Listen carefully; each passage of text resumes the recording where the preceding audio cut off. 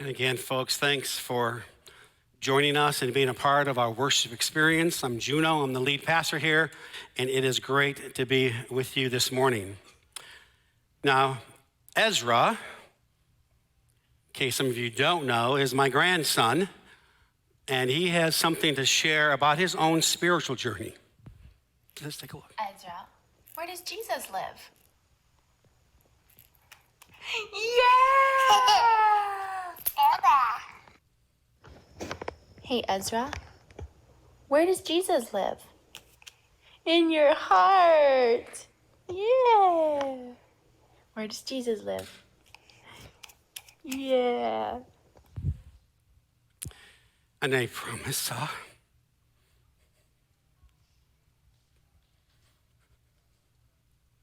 I'll try not to tear up over that.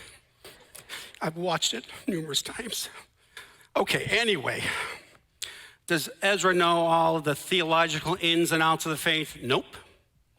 But I'm guessing none of us here do as well. Some of you may think you do, but God's word is much larger than we can understand. And so I'm grateful for his parents. I'm grateful for the teachers right now teaching our kids in their lesson.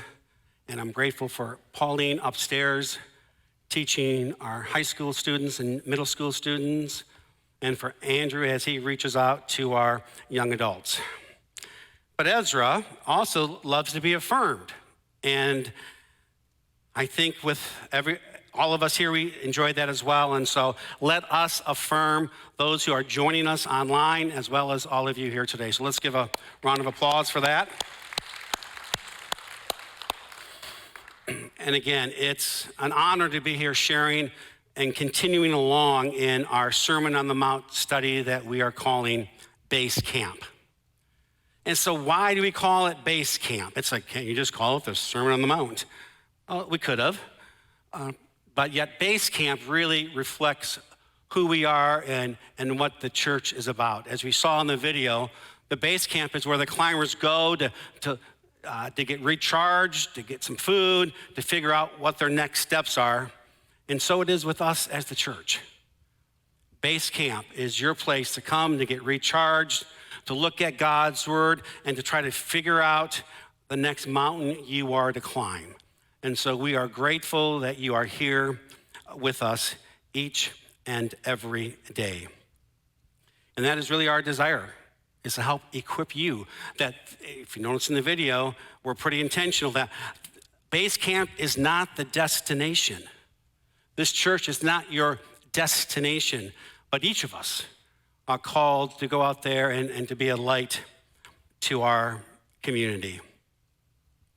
And so again, this morning, I'm going to be sharing from Matthew 5, verses 31 through 37. And this is the portion that addresses two subjects. One of which is divorce, and the other is oaths. I'm going to address oaths first. That's a little easier than divorce. But I know, and we know as a church, that the subject of divorce is sensitive and painful to many people. And so I just ask that you just hang in there. If things aren't great at home, don't leave because you don't want to hear what's going to be shared. But let's just settle our hearts and our minds to hear a word from the Lord. Let me pray. Lord, I just pray that you will protect our hearts for all of those who are with us today. Lord, we know the subject of divorce is painful on so many levels. And I pray for those listening that they will bring their hearts and their minds into the service today and into your word. And may the words that I share be acceptable in your sight, as you are our strength, our Redeemer, and our source of hope. Amen. So Jesus addresses the idea of oaths in verses 33 to 37 of our passage today. So let's listen to those verses. Again, you have heard that it was said to people long ago, do not break your oath, but fulfill to the Lord the vows that you have made. But I tell you, do not swear an oath at all, either by heaven, for it is God's throne, or by the earth, for it is his footstool, or by Jerusalem, for it is the city of the great king. And do not swear by your head, for you cannot make even one hair white or black. All you need to say is simply yes or no. Anything beyond this comes from the evil one. So oaths were very common in the day of Jesus. They were a way to really guarantee the truthfulness of a statement or of a commitment or of a promise. And by invoking the name of God to that oath, that really made it serious. And yet, on the other hand, it also created some challenges. But yet the logic was simple.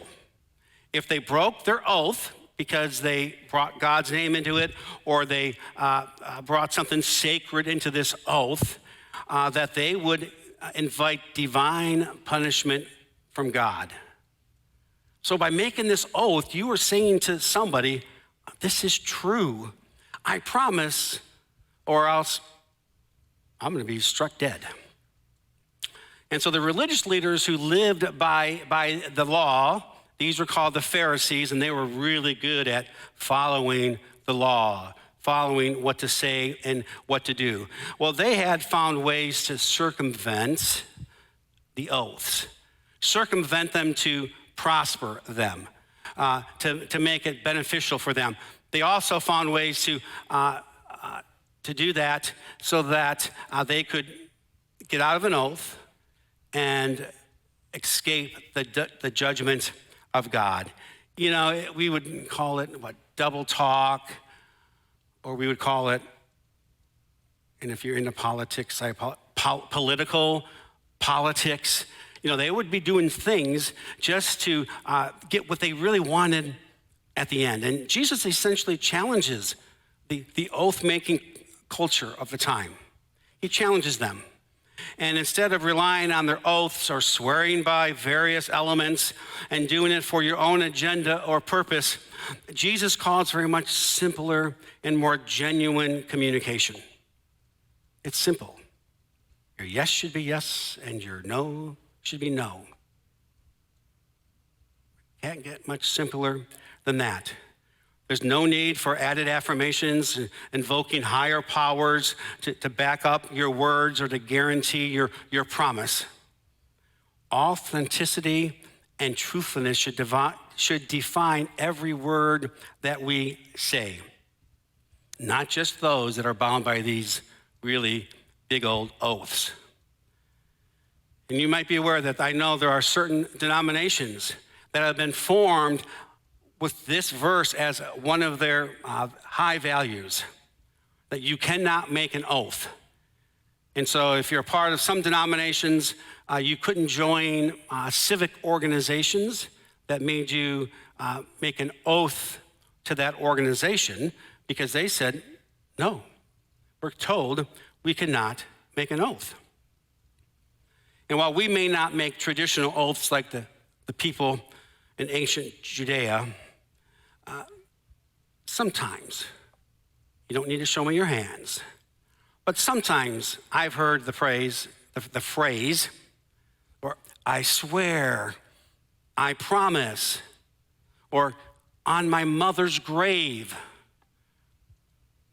On your grave, if you don't do something, depends on what the seriousness is. On my child's grave, or whatever you think and whatever that you think holds a high enough value, you throw that into my promise, because you want people to believe you. So let's just remember, in a world where it's hard to find the truth or to trust someone, let our simple yes and no be a testament of our unwavering commitment to truth and integrity. And I think especially in the workplace, in schools, that you say you're going to do something, you do it. It's simple. And if you can't, don't make Don't make the promise. And is it Nike that just says, just do it? What's their code, their motto? Just do it, right? Who has it? Somebody does. Shake the head so I know you're following me. So yeah, folks, just do it. Okay? Let your yes be yes and your no be no. And if something comes up, then make that change. Let your yes be yes and no be no again when you're working someplace or when you're with your neighbors, so they know, oh, that's it. He said it. He'll be here. He said it. I don't need to worry about it anymore. So that's the easy part of the passage. Now, as you think about divorce, there are over 1 million books on the subject. So obviously, everybody has something to say about divorce. And I am fully aware that this is a very painful subject for many of you. And again, I just want to share that I enter this, and the staff, as we've prepared this, are fully aware that it's not an easy message to teach. It's not even an easy subject to even mention, because even the word I am sensing for some of you is bringing up some tears, some anger, some fears, and some hurts. So I just, again, pray that you'll hang in there with us. But let me just share a few thoughts about this subject before I dive into it. As we saw in the video again, life groups, God has created us for relationships. That's a no-brainer. I think most of us would agree to that. And God does not like it when relationships are torn apart. You don't need a theologian, a pastor. You don't need your friend. That's just not a good thing. Sin happens. Divorce is not the unforgivable sin. And we serve a God who loves, redeems, and restores. And so those are just some of the premises that I'm operating from. And I also think it's important that you know some of my own perspective, and I'm in full disclosure on this subject. Now, my parents were divorced when I was a senior in high school. So that was about 10 years ago. See, you are listening. I have sisters who were divorced. I have some very close, deep friendships with people who have been divorced. Some of them are clergy. And yet I also believe that I'm pretty certain that everybody in this room has been touched and impacted by the pain of divorce, either directly or indirectly through some friends or some family. It is happening all around the world. And so divorce, while it's a subject that it's not going to hit the top 10 probably in felt need topics to discuss in a church, it is happening. Now, my parents did divorce in 1974, so that brings me up to speed a little bit. And despite my parents having a church background, things had not been working out for years between them. It was ugly, it was painful, and at times even embarrassing as they tried to work things out. Yet in my mind, as an 18-year-old, it was the best thing for my family as the post-divorce movements, things settled down, dad moved out and stuff like that. It was one of the best things for our home as things started to calm down. Routines became normal again and became safe. Back then, a divorce had plenty of social ramifications, especially in the church. And even though my parents didn't go to the church I was attending, people didn't have text and cell phones, but I'm amazed at how people still communicated quickly and how before you know it, I was known as the kid whose parents got divorced. Well, I'm convinced that God wasn't throwing bolts of lightning at my parents for getting divorced, but I do feel that God's heart was broken as he observed years of pain, of agony, as he observed the broken relationships that occurred. Divorce is just the end result of a whole lot of hell that goes on in a family. And yet, in my simple mind, as an 18-year-old, I felt it was the best thing that could have happened for our family. Divorce so that's where I'm coming from. Divorce has been a subject of religious and moral and ethical debates for years and years. And it naturally started, from the beginning. In the beginning, as God has created us, man and woman, to be together. And from a biblical perspective, marriage is highly valued. And divorce is regarded as a last resort. So I'm guessing for many of you here, you would probably agree with most of that statement, that marriage is from God and divorce only absolutely, maybe, I don't even like saying the word, it's a reality, yes. I've done numerous weddings, and I don't think I've heard anybody say in their vows, or as they walk down the aisle, I'm trading him in 5 years. Get me to that seven-year itch, and she's gone. I do believe people enter into marriage thinking they will be in it for the rest of their lives. So again, in the beginning, God designed marriage to be sacred and to be lifelong between a man and a woman. In Genesis 2:24, it is stated, therefore a man shall leave his father and his mother and hold fast to his wife, and they shall become one flesh. Now, a married couple becomes so close physically and emotionally and spiritually that they do become one flesh. And when something serious pulls at that marriage and forces it to dissolve, again, the marital bond is broken, and it is literally, folks, it is ripped apart. God had intended it to be together for eternity, and yet life happens, sin happens. People make choices that break your heart so that you wonder what in the world he or she is thinking or has done. And yet that marriage that God has brought together is just ripped apart. And there's naturally pain and hurt.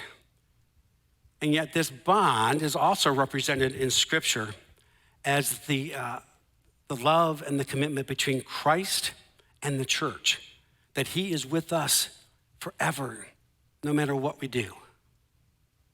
And yet sin happens, and it is ripped apart. So let me read to you the other part of the passage for this morning in Matthew 5, 27 to 30. You have heard that it was said, you shall not commit adultery. But I tell you that anyone who looks at a woman lustfully has already committed adultery with her in his heart. If your right eye causes you to stumble, gouge it out and throw it away. It is better for you to lose one part of your body than for your whole body to be thrown into hell. And if your right hand causes you to stumble, cut it off and throw it away. It is better for you to lose one part of your body than for your whole body to go into hell. Pretty powerful words. We'll be selling eye patches in the back. And all of us would be wearing them. But Jesus makes an exaggerated statement It's called hyperbole, right? Yeah, thank you. He was making it clear and wanted to come across very seriously that marriage is huge. It's an incredible commitment and a major responsibility. Jesus acknowledged that due to human brokenness and sin, that divorce was allowed under some certain conditions, certain circumstances. And divorce was permitted when adultery had been committed. And I know when people share they're getting divorced, the first thing you're thinking, as long as somebody committed adultery, then God is okay with it. And yet, by the letter of the law, they've committed adultery. Jesus says, then you can divorce. But because it's permitted, doesn't mean it's a must. I have heard stories after stories where there's been unfaithfulness, and yet God has redeemed and restored the relationship. So I am not affirming, have an affair and God will still save your marriage. Nope, I'm not affirming that at all. I'm just saying we need to hang in there and understand that it is, while it's permitted, it is not a license that it must happen. And then also in the context of this passage, in the Mosaic law, a divorce could happen if the spouse did something indecent. Now, there could be plenty of jokes about that, but I'm not going there. The challenge is interpreting the word indecent. One school of thought would say indecent really means affair. And the other school of thought says, no, it also includes something a lot more than just an affair. In fact, they swing the pendulum so far the other way, and indecent could mean that dinner was burned. Don't raise any hands, but there'd be a lot more divorces if that. But they have loosened up one side of the leaders, loosened up the reins so easily on divorce that really it could be she burned dinner. Back in those days, it was probably more a she than a he. In our days, it would be many he's are cooking. So if he screwed up, if Ryan screws up those burgers out there, Hartley, you can, can him if you wanted to. That's how silly and how lax it became. But in 1 Corinthians 7:15, we read this about divorce. Again, if the unbeliever leaves, let it be so. And people, we just need to touch base on this a little bit because it's key for this idea of divorce. It's just when he or she is deserted, they can move forward with divorce. If the unbeliever says, you are way too religious, you go to way too many barbecues at that church, you want to join a life group, I'm out of here, then you can let him go. But Paul tells us that getting divorced is not a sin if the non-Christian spouse decides to separate. Again, the Christian, it doesn't go in the detail here, but really the Christian should do his or her very best to try to maintain and reconcile that relationship. And still, if reconciliation is not possible, then the Christian spouse is released from a lifelong marriage covenant. And again, folks, let me just share, giving permission does not mean it's pain-free. Does not mean you get the card, pass, go, and get out of jail card, keep moving around. So we need to look at that word desertion or abandonment. And yet people have not agreed upon it. There are arguments still today on what that means. Could abandonment, desertion, Also mean when somebody has been abandoned emotionally and sexually and financially, relationally, not just physically. So if your spouse takes off, you're abandoned. But what about all these other areas?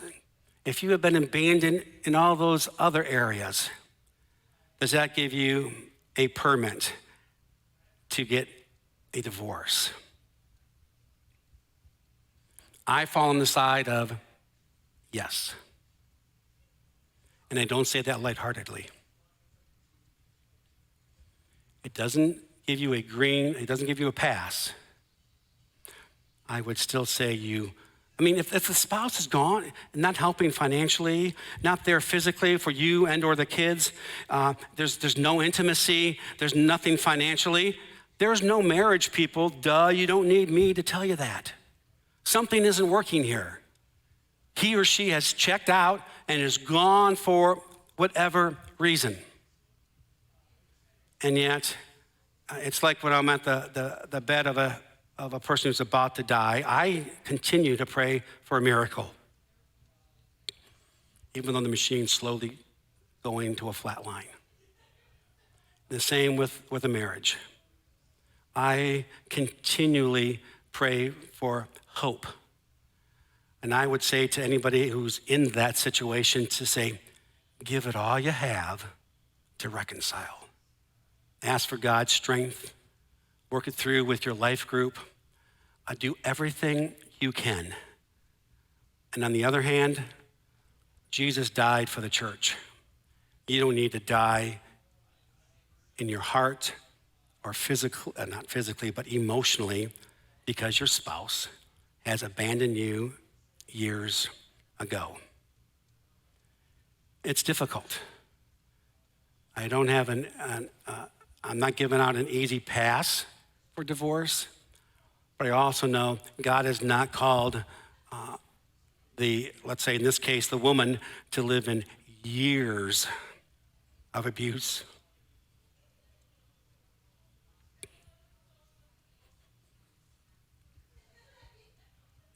Because she would be afraid of what God would think about the divorce. And so, though it's permitted in certain circumstances, God again expresses his displeasure with divorce. Malachi 2:16 states, "For the Lord, the God of Israel, says that he hates divorce." And even if you've been divorced, you probably hate it. We all know that it causes profound pain and disruption to your lives, to your family lives, to your communities, to your work lives. It often leads to some emotional and mental and spiritual scars that take years and years to heal. It financially disrupts a family and impacts their community and their friendships and their churches. In most cases, divorce and the events that have led up to it are horrible and painful, and it grieves my heart that some people are in those situations and they are in them alone. I don't think God has called us to live in the pain by ourselves. God's view on divorce is rooted in the original intent for marriage to be sacred and lifelong. And again, folks, while divorce is permitted under certain circumstances, it's due to our own humanness and our broken relationships, are really not how God has designed us to live the rest of our lives. And so I'd like to remind you of ways to really improve your relationship. I think we all know the pain involved with the divorce, but maybe I'd like to spend a few minutes as I wrap up to talk about ways, the flip side of that. I'm not going to say divorce-proof because I don't think any relationship is divorce-proof. I think Satan will do his best to destroy a healthy relationship because that impacts the work of the church. And so you need to be on guard as husband and wife And if you're single, be in tune with God's leading as you choose a spouse. But before I get into some positive ways to build those relationships, I'm going to share with you about a marriage conference that we are encouraging couples from New Life to attend. It's called A Weekend to Remember, and it's March 17th and 19th. It's in San Diego, so you have plenty of time to plan. And it's a really excellent opportunity. My wife and I attended it a long time ago, back in Michigan. But it's really an opportunity to tune in to one another again. It's an opportunity to hit the reset button. And folks, let's just face it. Through COVID, all of us need to hit that reset button. And I think for the most important relationship in your life that God has brought together, it's an investment to hit that reset button together. Now, what's nice is that right now they have an early bird schedule, pricing fee. It goes from $300 a couple down to $175. But that's only good until a week from tomorrow. So that's why we're putting it in here today. We just found out this past week. More information is on our website, and more information is at the information tent. So let me just say this, it's before Christmas. We're before Christmas. We're before Valentine's Day. Yes, you're gonna drop, some of you will drop $175 on dinner for Valentine's Day. I'm not evaluating that decision. Spend it on the marriage. You can go there if you're, go to the retreat. Spend that time to say, okay, Lord, figure this out for us. Anyway, so let me just share a few tips. And I think this applies to everybody, not just married folks here. But ways to improve your relationship, folks, and most of us will know it, will be to prioritize communication. You need to talk to one another, people. Open and honest communication is vital to the successful marriage of any of your, or any relationship. You need to talk. And it's okay if you need to text once in a while. That's communicating. Develop healthy communication patterns, clear and often, and actively listen to your partner and express your feelings and needs respectfully, meaning own them yourself. You need to say, I need this. I am hurt by this, instead of saying, you never do this, or you make me feel like dirt. No, own them. Share them respectfully. And a practical way to remember this is to attend A Weekend to Remember on March 17th through 19th. Another is to nurture intimacy. Emotional, spiritual, and physical intimacy are essential for a strong marital bond. Make time for quality moments, engage in shared activities, and prioritize your spouse's needs. This is not the time in trying to be intimate. It's not the time to say, oh, it's the thought that counts, dear. No. Thoughts, forget that. It is time to put your thoughts into action in these tender moments. And a great way, again, to be intentional with that and to nurture your intimacy is to attend A Weekend to Remember. We're not just telling you what, we're giving you some hands-on options, folks. March 17th to 19th. Another thing we need to do in all of our relationships is to cultivate forgiveness and grace. As I was researching divorce over the last several weeks, forgiveness is one of the primary reasons divorce happens. Now, I would have thought it was communication, or money. Yeah, those create issues, trust me. But forgiveness is the foundational value that has destroyed so many marriages. And if you think about it, Think about your friendships, even for those of us who are single. When there's a bump in the road, where does forgiveness lie?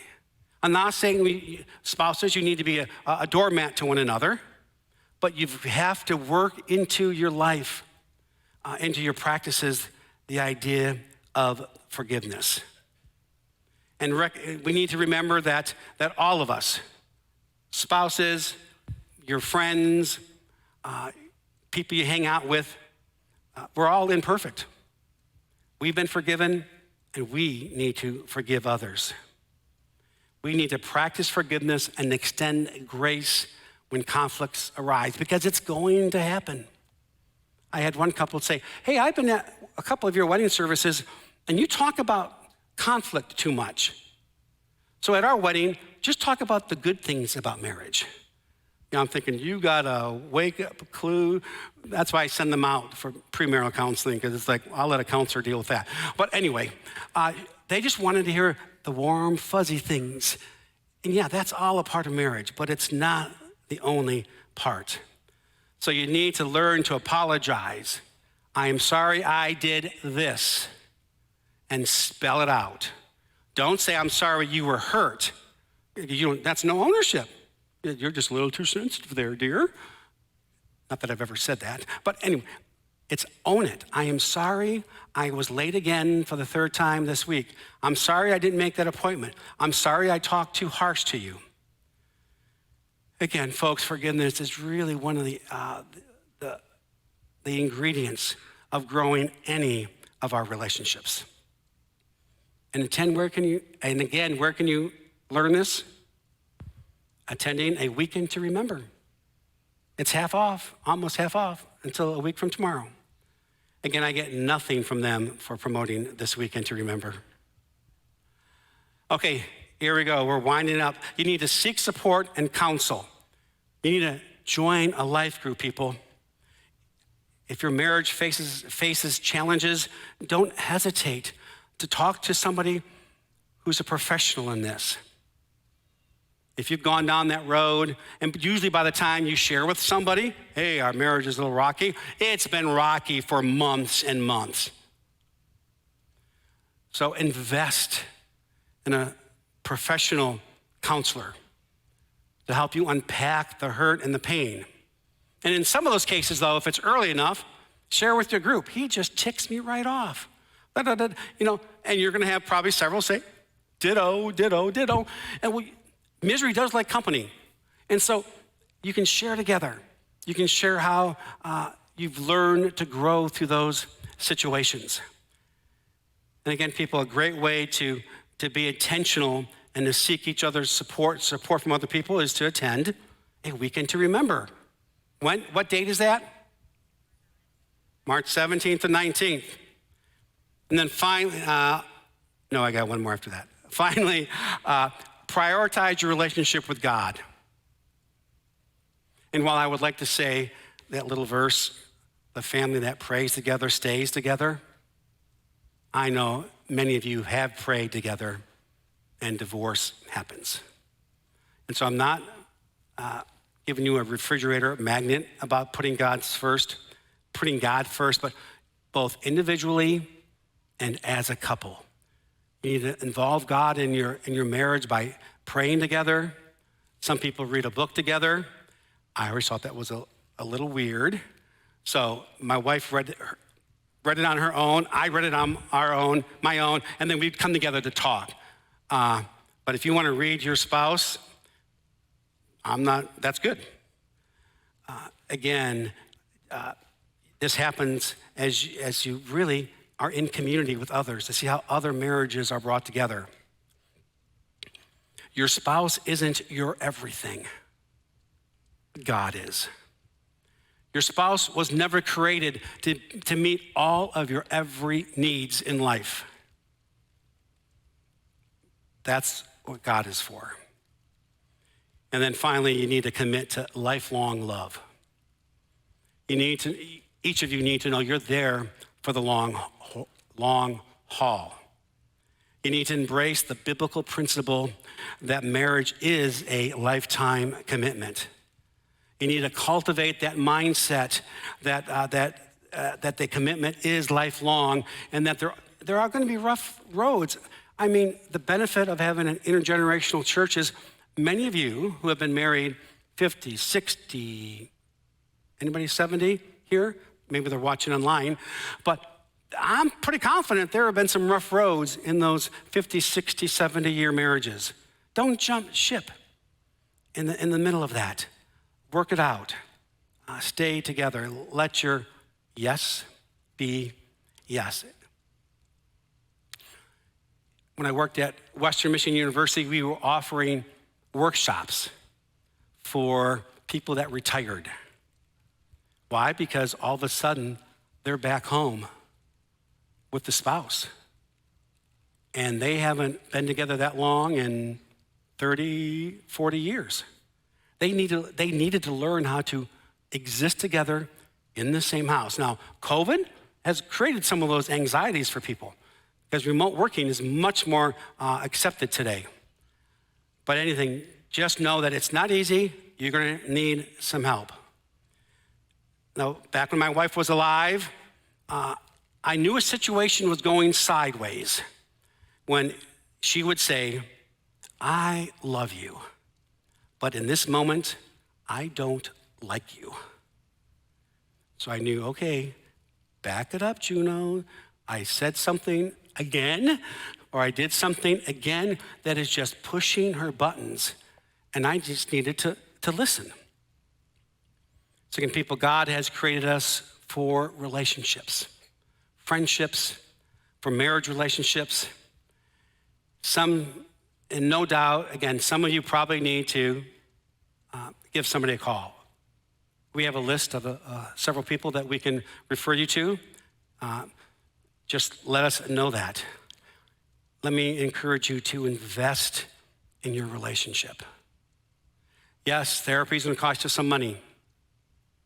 But on the practical side, it's a whole lot less expensive than a divorce with all the settlements you're going to have to deal with. And so put your energy and invest into seeing what God can do. And let us remember that God's heart is for unity and lifelong marriage. We serve a God of grace, of compassion, and of redemption. Divorce for most people is extraordinarily painful, and it is complicated. As a faith community, as a church people, let us extend our hands in love, understanding, and support to everyone, regardless of their marital status, reflecting God's love and grace as we interact with one another. And may we always be new life for the city and far beyond. And may we provide that beacon of hope and restoration for everybody who walks through our doors, no matter what's been a part of their lives. Friends, we need to be sensitive. We need to be loving and supportive of those who have walked in the path of a dissolved marriage. We need to remember it's complicated and that nobody just has one bad day and they throw in the towel. Because all I see are the tip of the icebergs of your life. Everything can be hitting the fan underneath. And so we, as the church, need to be much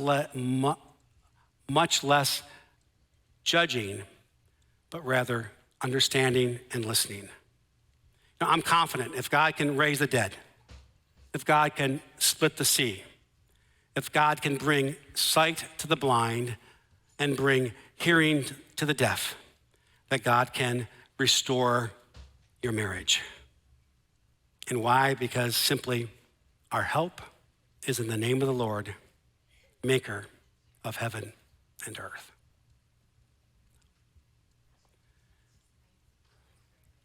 Let me pray. Lord, I know there are people here struggling, or if people have struggled in an earlier part of their life. And so I pray that once again they will feel your love and your grace. I pray that we as your church won't throw stones at somebody who may have done something that we didn't agree with. Help us to remember we are all sinful people. Some of our sin is just easier to notice than others. And so may we be your loving creation, helping people to point their hearts toward you, no matter what season of life they are in. And as lives are changed and as marriages are restored, we will give you the glory. Amen.